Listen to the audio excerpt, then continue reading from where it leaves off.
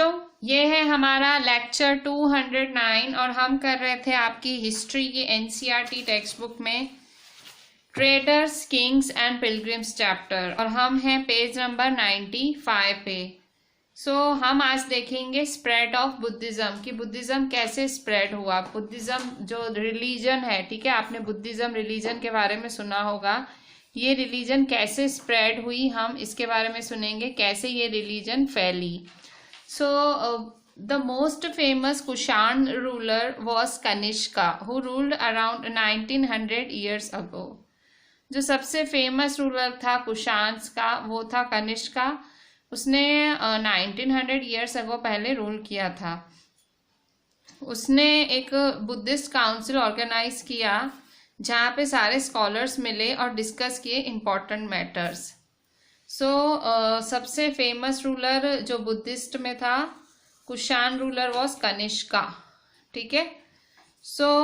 उसने ही organise a Buddhist council. Council का मतलब एक मीटिंग जैसा बुलाया बुद्धिस्टों की, जहाँ पे सारे स्कॉलर्स मिले। स्कॉलर्स मतलब सारे विद्वान मिले और इम्पॉर्टेंट मैटर्स डिस्कस किए। अश्वघोष, a poet who composed a biography of Buddha, the Buddhacharita, lived in his court. अश्वघोष एक पोएट था जिसने बुद्धा की बायोग्राफी लिखी थी, मतलब बुद्धा के ऊपर किताब लिखी थी अश्वघोषा ने। अश्वघोषा composed a biography of Buddha, the Buddhacharita. Buddha चरित्र किताब लिखी थी और वो उसी के कोर्ट में रहता था, कनिष्का के। अश्वघोष and other Buddhist scholars now begin writing in Sanskrit. ये लोग अब संस्कृत में लिखने लगते हैं। A new form of Buddhism known as Mahayana Buddhism now developed. इस पोएट ने बाकी स्कॉलर्स के साथ मिलके बुद्धिज्म का एक नया फॉर्म निकाला जिसको महायान बुद्धिज्म कहते हैं। This had two distinct features. इसके दो फीचर्स थे। Earlier the Buddha's presence was shown in the sculpture by using certain signs. पहले क्या होता था, बुद्धा की प्रेजेंस कैसे दिखाई जाती थी, साइंस से। For instance his attainment of enlightenment was shown by the sculptures of people tree. मतलब अगर भाई बुद्धा को एनलाइटमेंट मतलब बुद्धा को आत्मज्ञान हुआ, वो किससे दिखाया जाता था, पीपल ट्री से। Now statues of Buddha were made. अब बुद्धा के स्टेच्यूज बनाए गए। पहले बुद्धा के स्टेच्यूज नहीं बनते थे, सिंपली उससे रिलेटेड चीजें बनती थी, पर अब बुद्धा के स्टेच्यूज भी बनने लगे। Many of these were made in Mathura. ये स्टेच्यूज मथुरा में बने, while many others were made in Takshashila. Buddhas के बहुत सारे स्टैच्यू मथुरा में बने और बहुत सारे तक्षशिला में बने। The second change was a believe in bodhisattvas. The second change was a believe in bodhisattvas. दूसरा बदलाव क्या आया, वो बोधिसत्वस में मानता था। These were suppose to be persons who had attain enlightenment. ये बोधिसत्वस क्या थे, ये वो लोग थे जिन्होंने एनलाइटमेंट अटेन की, मतलब जिनको आत्म ज्ञान हुआ, मतलब जिनको भगवान मिले, वैसा कुछ। दो चेंजेस आए। पहला चेंज, भाई पहले बुद्ध से जुड़ी हुई चीजें ड्रॉ की जाती थी, भाई पीपल ट्री बनाया जाता था और मतलब उससे जुड़ी हुई चीजें बनाई जाती थी। अब बुद्ध से जुड़े हुए स्टैच्यूज बनाए जाने लगे। ये स्टैच्यूज कहाँ कहाँ बनाए गए, मथुरा में और तक्षशिला में। और दूसरा बदलाव क्या आया, दूसरा बदलाव बोधिसत्वास की सोच में। क्या है बोधिसत्वास, ये वो लोग हैं, बोधिसत्वास वो लोग हैं जिनको एनलाइटमेंट हुआ। एनलाइटमेंट मतलब जिनको आत्मज्ञान हुआ, उनको एक बारी जब एनलाइटमेंट हुआ, दे कुड लिव इन कंप्लीट, मतलब जिनको आत्मज्ञान हो जाता है, जिनको मतलब ऐसे भगवान लगता है मिल रहा है या भगवान मिलने की अनुभूति होती है, दे could live in complete isolation. मतलब वो लोग कंप्लीट आइसोलेशन में रह सकते हैं, सबसे अलग रहते हैं। एंड मेडिटेशन इन पीस, और वो लोग अकेले शांति में मेडिटेट करते हैं, भगवान का ध्यान करते हैं। मेडिटेट करना मतलब ध्यान करना। However, instead of doing that, they remained in the world to teach and help other people. पर ऐसा ना करके ये लोग दुनिया में ही रहते हैं और हेल्प करते हैं बाकी लोगों को। बोधिसत्वस कौन होते हैं? बोधिसत्वस वो होते हैं जिनको एनलाइटमेंट हो गया, जिनको भगवान के होने की अनुभूति हो गई है। पर ये लोग मतलब जंगलों में जाके मेडिटेट करें, अकेले बैठ के, ये करने से ये लोग क्या करते हैं, ये दुनिया में ही रहते हैं और लोगों की हेल्प करते हैं। वो उनको समझाते हैं, उनको भगवान के बारे में ज्ञान देते हैं, एनलाइटमेंट के बारे में ज्ञान देते हैं। The worship of bodhisattvas became very popular and spread throughout Central Asia, China and later to Korea and Japan. तो ये जो बोधिसत्वस थे ये लोग बहुत पॉपुलर हुए, इनका जो भगवान को पूजने का तरीका फेमस हुआ। क्यों? क्योंकि ये लोग एनलाइटमेंट के लिए भी करते थे और ये लोग दुनिया में, मतलब ये दुनिया में रह के दुनिया को सुधार रहे थे। सो बोधिसत्वस बहुत ज़्यादा फेमस हुए।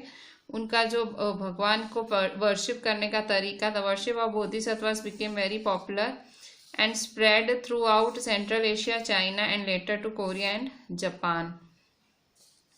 Buddhism also spread to Western and Southern India where dozens of caves were hollowed out of hills for monks to live in.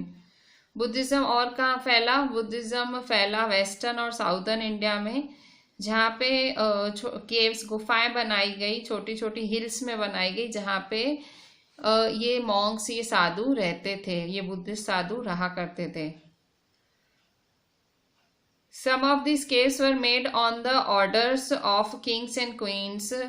कई ये गुफाएं, मतलब बुद्ध साधुओं के लिए रहने के लिए गुफाएं राजा और रानी के ऑर्डर से बनाई जाते थे। Others by merchants and farmers, कुछ गुफाएं मर्चेंट्स और फार्मर्स बनाते थे।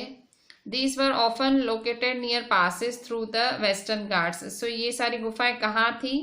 ये सारी गुफाएं वेस्टर्न घाट्स के वहाँ लोकेटेड थी। Western roads connecting prosperous spots on the coast with cities in the Deccan run through this passes. So passes का मतलब होता है गैप्स, ये छोटे छोटे जो गैप्स होती हैं। So they were often located near passes, तो वो जो इन गैप्स के बीच में जो बड़े बड़ी घाटियाँ होती थी, घाट्स होते थे, सो वहाँ पे ये लोग उनके केव्स बनाए जाते थे पासेस के नज़दीक। So roads connecting prosperous ports on the coast with cities in the Deccan run through this passes. So यहीं से जो रोड्स निकलते थे, इन पासेस से ही रोड्स बनाए जाते थे जो जाके सीधा कनेक्ट होते थे सिटीज से। ठीक है।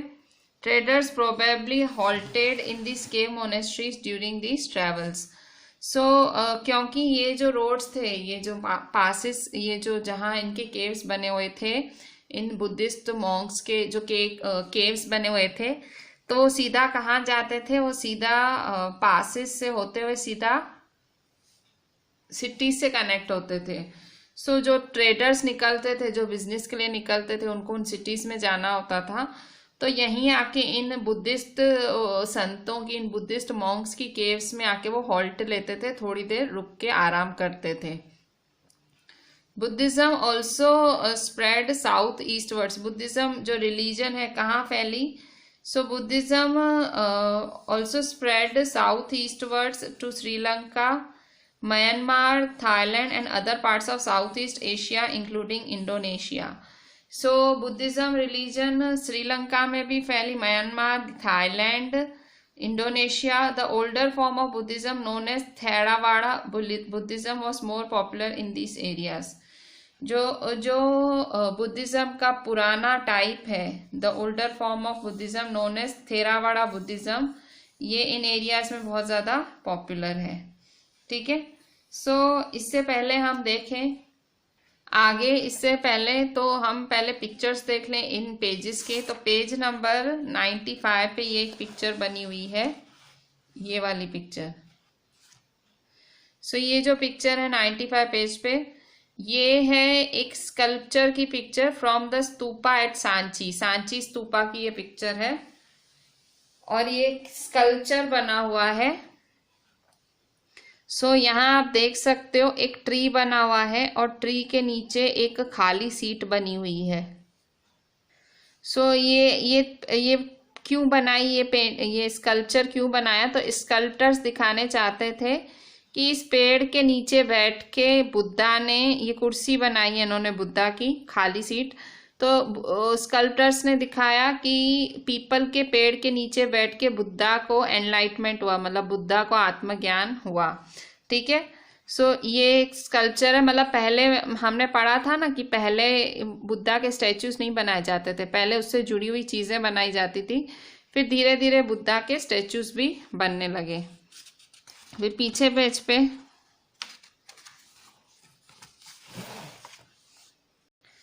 इस पेज पे देखो 96 पेज पे हमने फिर देखा कि धीरे धीरे बुद्धा की जो इमेजेस बनाए जाने लगे, उनकी मूर्तियां बनाई जाने लगी। यहाँ पे लेफ्ट में बुद्धा की मूर्ति है जो मथुरा में बनाई गई थी, और राइट में बुद्धा की मूर्ति है जो तक्षशिला में बनाई गई थी। तो इन दो जगहों पे बुद्धा की मूर्तियां बनाई गई। ठीक है, फिर पेज नंबर 97 पे देखो, पेज नंबर 97 पे ये एक केव बनाया हुआ है कार्ले जगह पे, महाराष्ट्र।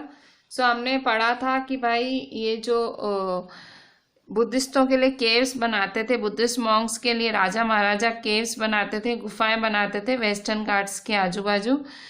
ये केव है कार्ले महाराष्ट्र का। ठीक है, इस तरह से बुद्धिज्म फैली। बुद्धिज्म का जो पुराना फॉर्म है जिसका नाम है थेरवाड़ा बुद्धिज्म, ये फेमस था श्रीलंका, म्यांमार, इंडोनेशिया, थाईलैंड, इन सब जगहों पे। ठीक है, अब हम आगे देखते हैं the quest of pilgrims. Quest का मतलब, क्वेस्ट ऑफ पिलग्रिम्स का मतलब होता है कि पिलग्रिम्स का मतलब आदमी या औरत जो मतलब किसी होली प्लेस पे जाते हैं दर्शन करने, उन्हें पिलग्रिम्स कहते हैं। जैसे हम कहते हैं ना कि वो तीर्थ यात्रा पे गए, तीर्थयात्री। पिलग्रिम्स का मतलब तीर्थयात्री, मतलब जो होली प्लेसेस हैं वहां पे दर्शन करने जाते हैं उन्हें पिलग्रिम्स कहते हैं। क्वेस्ट ऑफ द पिलग्रिम्स मतलब कि जो ये पिलग्रिम्स थे इनकी क्वेस्ट, खोज। ठीक है, ये क्या खोजते थे? as traders journeyed to distant lands in caravans and ships, pilgrims often traveled with them. जो ट्रेडर्स थे, ट्रेडर्स हमेशा कारवां लेके चलते थे, मतलब अपना पूरा ग्रुप लेके चलते थे, दूर दूर तक जर्नी करते थे। तो इनके साथ साथ पिलग्रिम्स भी चल पड़ते थे। पिलग्रिम्स कौन? फिर से पिलग्रिम्स की डेफिनेशन है, are man and woman who undertake journeys to holy places in order to offer worship. मतलब जो दर्शन करने जाते हैं भगवान का, उन्हें पिलग्रिम्स कहते हैं। the best known of these are the Chinese Buddhist pilgrims. जो सबसे ज्यादा फेमस पिलग्रिम्स हुए वो हैं, the best known of these are the Chinese Buddhist pilgrims. Fa Xian, who came to the subcontinent about 1600 years ago. मतलब Chinese Buddhist pilgrims में जो famous थे वो थे फा शियान, इसके बाद जुआन जैंग, और इसके बाद आई किंग। ये तीनों कौन है? बुद्धिस्ट पिलग्रिम्स हैं जो कि चाइना से आए थे। They came to visit places associated with the life of Buddha as well as famous monasteries. ये बुद्धा और अलग अलग मोनेस्ट्रीज, मतलब ये जो सारे जो बने हुए थे जहाँ पे ये बुद्धिस्ट मॉन्क रहते थे, उन मोनेस्ट्रीज में घूमते थे और बुद्धा की लाइफ के बारे में जानते थे। कौन कौन आए थे चाइना से? 3 बुद्धिस्ट पिलग्रिम्स आए थे। कौन? फा शियान, जुआनजैंग और आई king.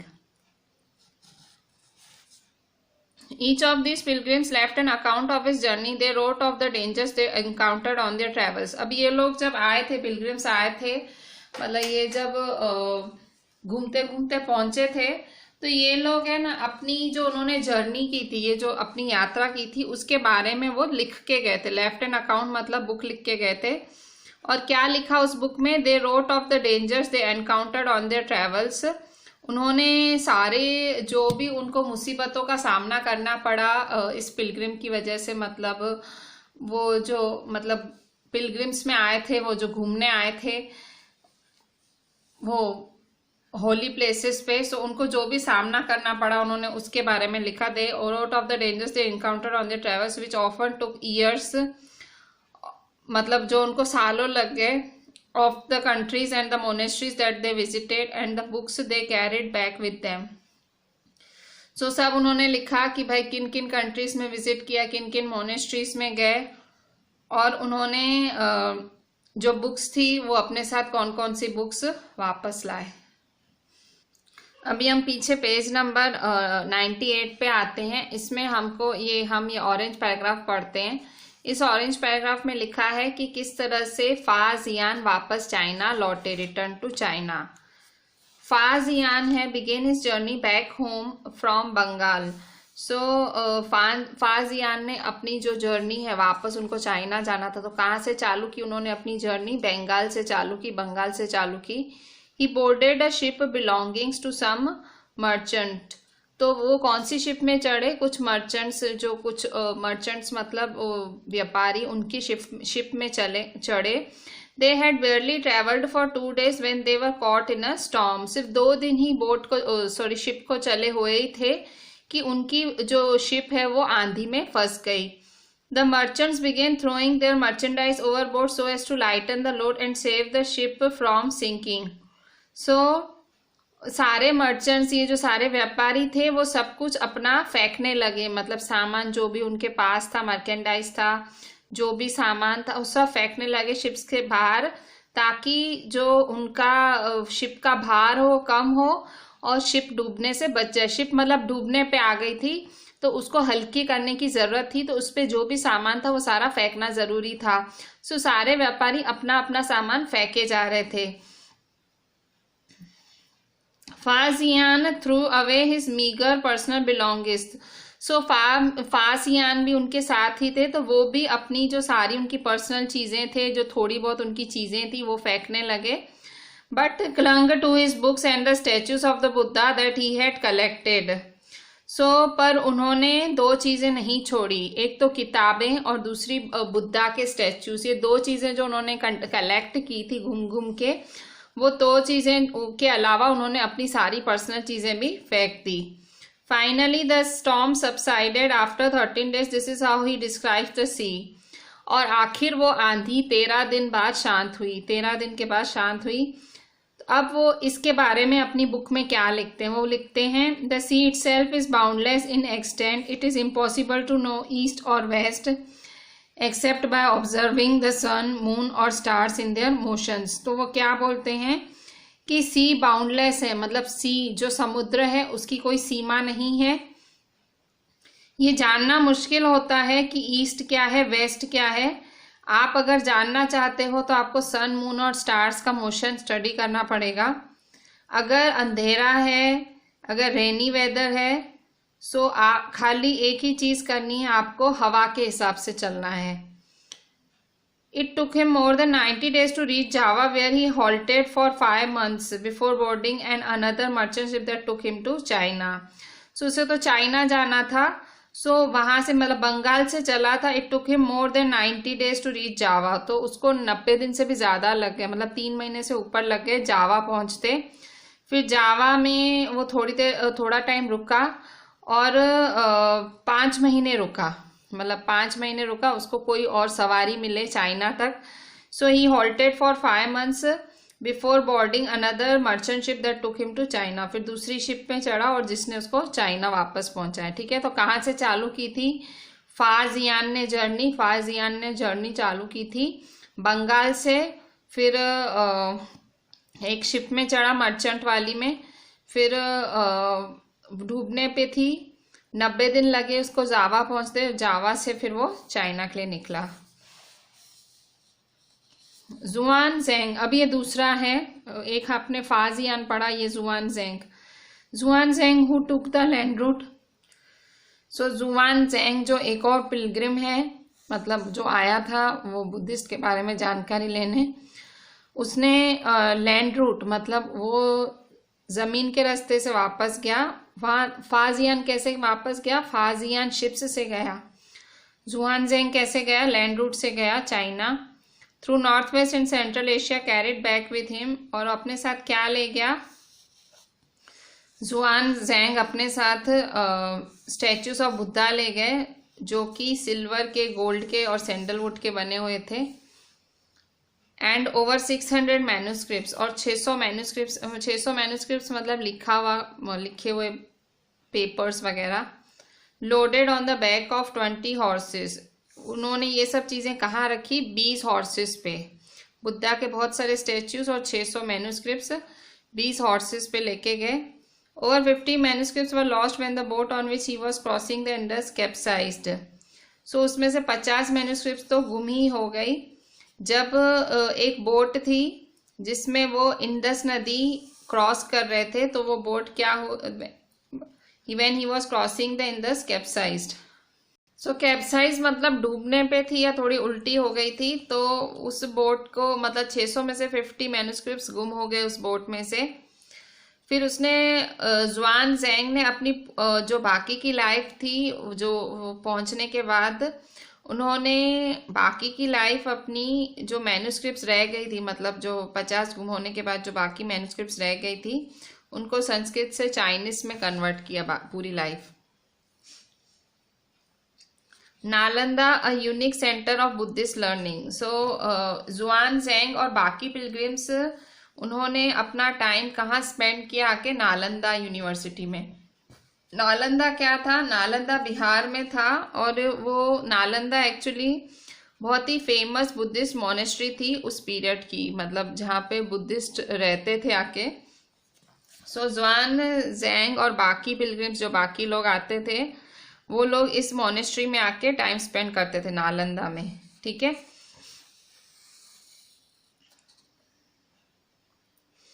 This is how he describes it. कैसे डिस्क्राइब करते हैं? The teachers are man of the highest ability and talent. So Xuanzang जब उस नालंदा मोनेस्ट्री से होके आया तो उसने उसको डिस्क्राइब किया, उसने अपनी किताब में उसके बारे में लिखा, नालंदा के बारे में, जो कि बिहार में है।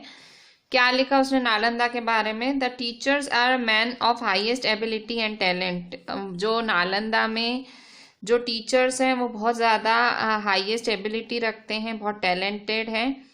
They follow the teachings of Buddha in all sincerity. ये जो टीचर्स हैं बुद्धा की टीचिंग्स फॉलो करते हैं बहुत सिंसियरली। मोनेस्ट्री के रूल्स हैं, स्ट्रिक्ट हैं और हर किसी को फॉलो करना पड़ता है। Discussions are held throughout the day and the old and young mutually help one another. पूरा दिन डिस्कशंस होते रहते हैं, बहस होती रहती है, और जो हर कोई एक दूसरे को हेल्प करता है। Learned man from different come here to settle their doubts. जो बहुत ज़्यादा पढ़े लिखे लोग हैं, अलग अलग जगहों से एजुकेटेड लोग हैं, वो यहाँ आते हैं और अपने डाउट्स यहाँ क्लियर करके जाते हैं। जो यहाँ का गेट कीपर है, नालंदा का गेट कीपर है, तो जो नए लोग एंटर होते हैं अंदर नालंदा में, उनसे डिफिकल्ट क्वेश्चन करता है। सो वो तभी अलाउ करने अंदर आने तभी दिए जाते हैं जब वो सारे क्वेश्चंस के आंसर करते हैं। 7 और 8 out of every 10 are not able to answer. तो 10 में से 8 लोग तो उस गेट कीपर के उन क्वेश्चंस का आंसर ही नहीं कर पाते हैं। ठीक है, सो नालंदा एक बहुत ही मतलब बड़ी एजुकेशनल इंस्टीट्यूशन टाइप था। सो यहाँ लोग अपने सवालों का जवाब लेने आते थे, बहुत ही हाईली क्वालिफाइड लोग आते थे। गेट कीपर ही इतना ज़्यादा टैलेंटेड था कि वो गेट पे ही सवाल पूछ लेता था, बहुत सारे 10 में से 8 लोग ही उन सवालों के जवाब दे पाते थे और अंदर जा पाते थे। ठीक है, बाकियों को वापस लौटा दिया जाता था। सो नालंदा बिहार में एक बहुत ही फेमस यूनिवर्सिटी थी या बुद्धिस्ट मॉनेस्ट्री थी, जहाँ सब आते थे और स्टडी करते थे। Page number 99। So beginning of भक्ति। अब भक्ति की शुरुआत कैसे हुई? ठीक है, ये हमने ट्रेडर्स के बारे में पढ़ा। अब भक्ति की हमने पिलग्रिम्स के बारे में भी पढ़ा। ठीक है, अब भक्ति की शुरुआत कैसे हुई? भक्ति का मतलब आपको पता है भक्ति क्या होती है। सो भक्ति की शुरुआत कैसे हुई? मतलब जो भगवान के प्रति आप अपना जो स्नेह है वो कैसे दिखा सकते हो, उसे भक्ति कहते हैं। So this was the time when the worship of certain deities which became central feature of later Hinduism gained in importance. These deities included Shiva, Vishnu, goddesses such as Durga. So deities मतलब देवी देवता। सो ये वो भी समय था जब जो कुछ डेइटीज हैं, कुछ देवी देवता हैं, उनकी पूजा एक हिंदुइज्म का एक मेन भाग बन गई। मतलब आपको अपने देवी देवता, अपने ईष्ट की पूजा करनी है, ईष्ट को वर्शिप करना है, वो सेंट्रल फीचर बन गया हिंदुइज्म का, और वो उसको इम्पोर्टेंस भी मिल गया आगे जाके। मतलब लोग बहुत इम्पोर्टेंस भी देने लगे।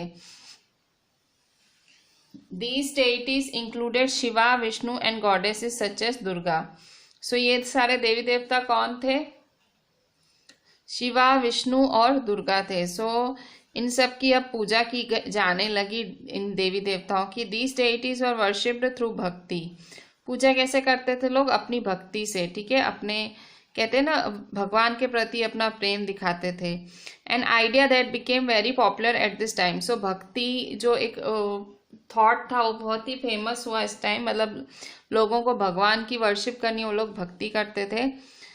भक्ति is generally understood as a person devotion to his her chosen deity. So bhakti की डेफिनेशन क्या है? भक्ति इज जनरली अंडरस्टूड। भक्ति कैसे समझी जाती? Bhakti as a person's devotion to his or her chosen डेइटी। मतलब आपका भगवान के प्रति लगाव, जो भी आपका ईष्ट है, जिसको भी आप मानते हो, उसके प्रति आपका डिवोशन, आपकी भक्ति, आपका झुकाव, उसे कहते हैं भक्ति। Anybody, whether rich or poor, belonging to the so-called high or low caste man or woman, could follow the path of bhakti. भक्ति कोई भी कर सकता है, चाहे वो अमीर हो, चाहे वो गरीब हो, चाहे वो हाई कास्ट हो, लो कास्ट हो, चाहे वो मैन हो, चाहे वुमन हो। सो भक्ति का पाथ, जो भक्ति का डायरेक्शन है, वो कोई भी फॉलो कर सकता है।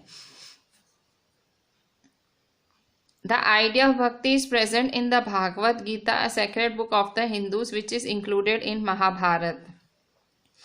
So जो ये भक्ति के आइडिया है, मतलब भक्ति करना, ये कहाँ लिखा गया है? वो भागवत गीता में लिखा गया है, ठीक है। जो भक्ति की थॉट है, भक्ति का विचार, वो भागवत गीता जैसी पवित्र किताब, जो हिंदुओं की पवित्र किताब है, उसमें तक लिखा गया है कि भाई भगवान की भक्ति करो। The idea of bhakti is present in the Bhagavad Gita, sacred book of the Hindus, which is included in Mahabharata.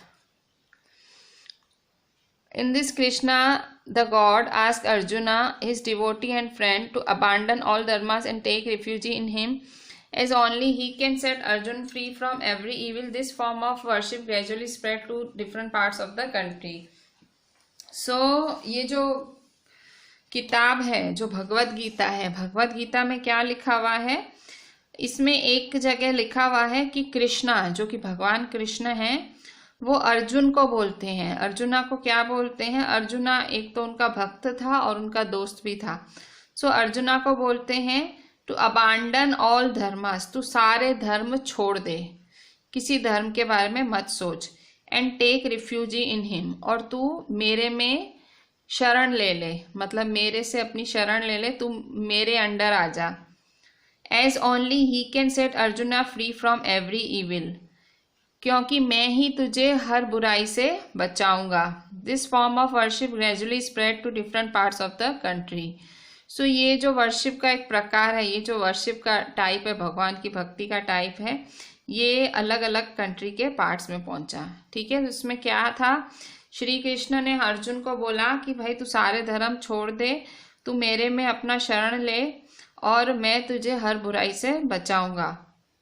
Those who followed the system of bhakti emphasized devotion and individual worship of God or goddess rather than performing of elaborate sacrifices. So जो भक्ति को समझते थे, मतलब जो भक्ति का, जिनको भक्ति का रास्ता समझ आता था, वो ज़्यादा डिवोशन में मानते थे। मतलब भगवान के प्रति अपनी डिवोशन दिखाओ, अपना समर्पण दिखाओ भगवान के प्रति। And individual worship of God और गॉडेस, और अपने जो इष्ट देवी देवताएं, जो डेटीज हैं आपके, उनका पूजा करो, वर्शिप करो। Rather than performance of elaborate sacrifices, मतलब कोई सेक्रीफाइस मत करो। आप कोई सेक्रीफाइस मतलब भाई कुछ आपको किसी की बलि वली नहीं चढ़ानी, कुछ नहीं करना है, सिर्फ आपको भक्ति करनी है। और भक्ति करके आप अपना जो है डिवोशन दिखा सकते हो देवी देवताओं के प्रति। So according to system of belief, if a devotee worships the chosen deity with pure heart, the deity will appear in the form in which ही और शी में डिजायर। अब इस सिस्टम के हिसाब से, भक्ति के हिसाब से क्या था, भक्ति की सोच के हिसाब से अगर आप अगर if a devotee worships the chosen deity with a pure heart, अगर आप पवित्र मन से या अच्छे मन से किसी भी देवी देवता की पूजा करते हो, so the deity will appear in the form in which he और शी में डिजायर। सो वो जो डेइटी है, वो जो देवी देवता है, उसी फॉर्म में अपीयर हो जाएंगे जिस फॉर्म में आप उनको देखना चाहते हो। So the deity could be thought of as a human being, lion, tree और एनी अदर फॉर्म। चाहे आपने उनकी पूजा एक लायन समझ के की हो, चाहे आपने उनकी पूजा एक पेड़ समझ के की हो, चाहे आपने उनको इंसान समझ के पूजा की हो, आपने जिस फॉर्म में भी अपने मन में उनकी पूजा अपनी इमेज बनाई हो, वो आपको उसी रूप में आके दर्शन देंगे। सो ये एक भक्ति का फॉर्म है। Once this idea gain acceptance, artist made beautiful images of this deities. So idea क्या थी, आप जैसा भगवान को विचारोगे भगवान वैसा आपको दिखेंगे, वैसे दर्शन देंगे। सो यही आइडिया को इस्तेमाल करते हुए आर्टिस्टों ने बहुत अच्छी अच्छी मूर्तियां बनाई डेइटीज की, देवी देवताओं की। जैसे कि यहाँ पेज नंबर 99 पे, so Vishnu as Varaha, an image from Eran Madhya Pradesh. So ये विष्णु जी की इमेज है जो मध्य प्रदेश के ईरान शहर में है। This magnificent statue is of a special form of Vishnu. So ये जो स्टैचू है ये विष्णु का स्पेशल फॉर्म दिखाया गया है इसमें।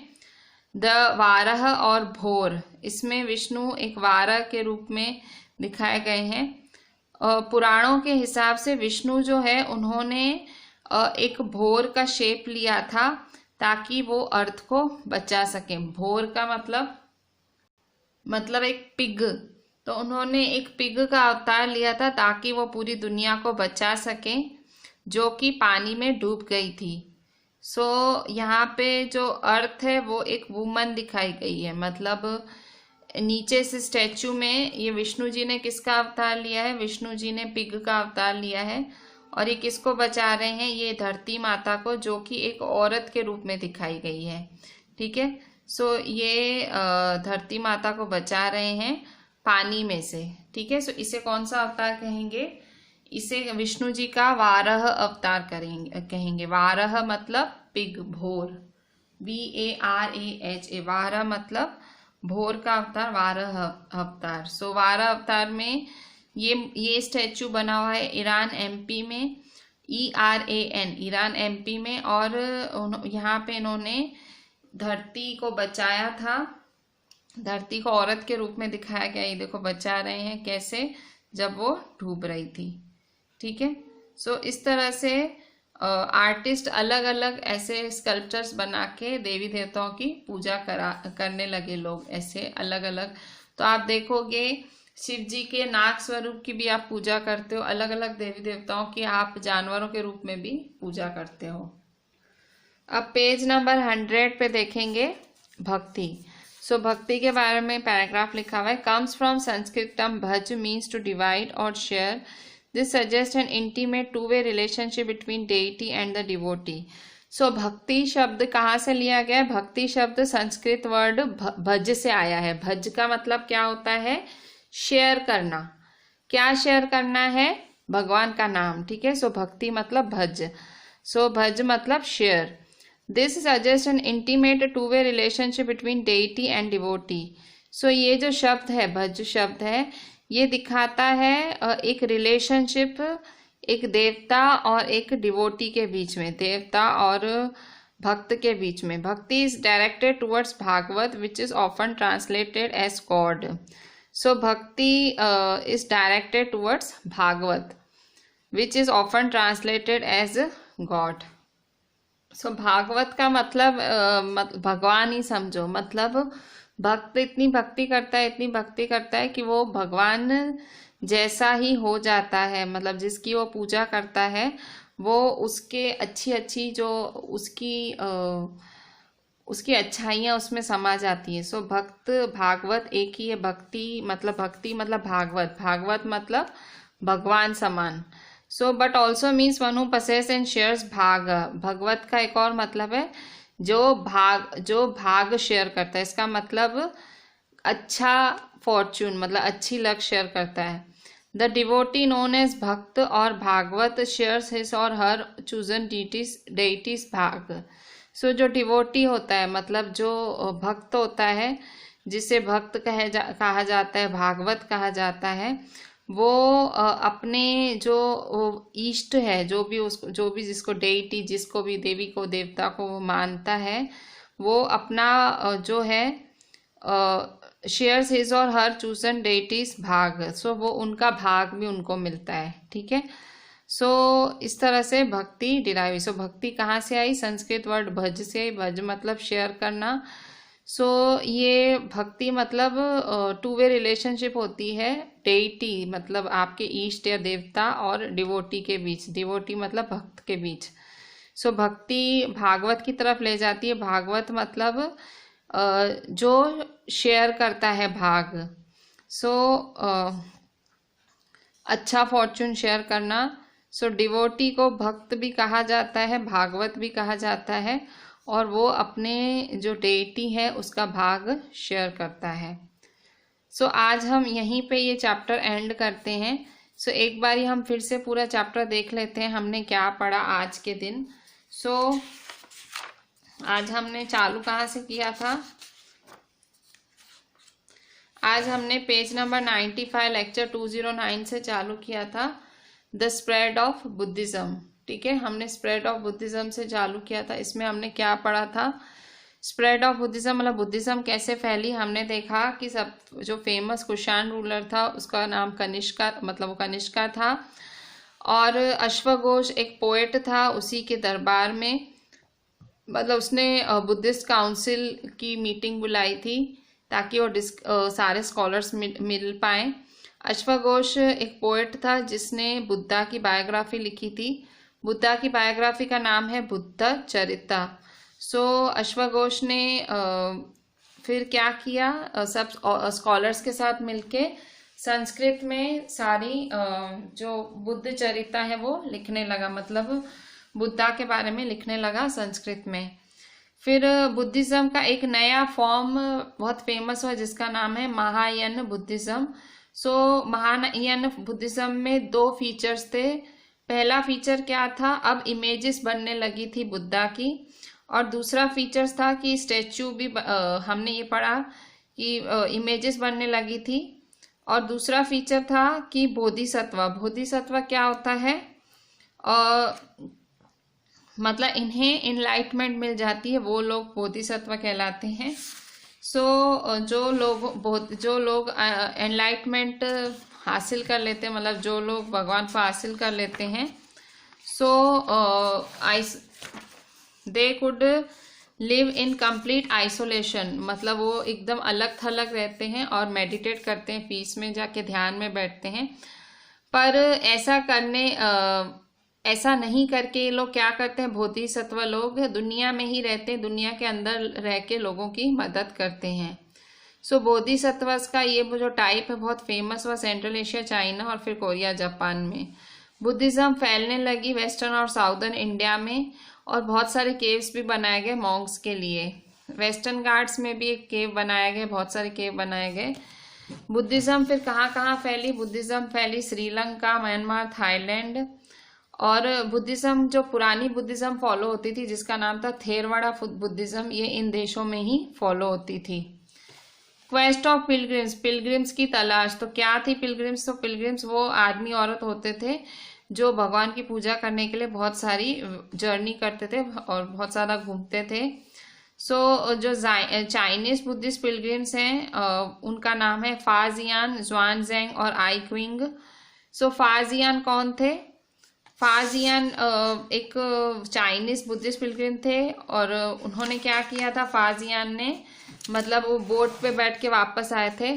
ज़ुआनज़ेंग ने क्या किया था? ज़ुआनज़ेंग अपने साथ बुद्धा की मूर्तियां लाए थे और मैन्युस्क्रिप्ट्स भी लाए थे। और वो कैसे लाए थे? वो लाए थे बाय रोड 20 घोड़ों से।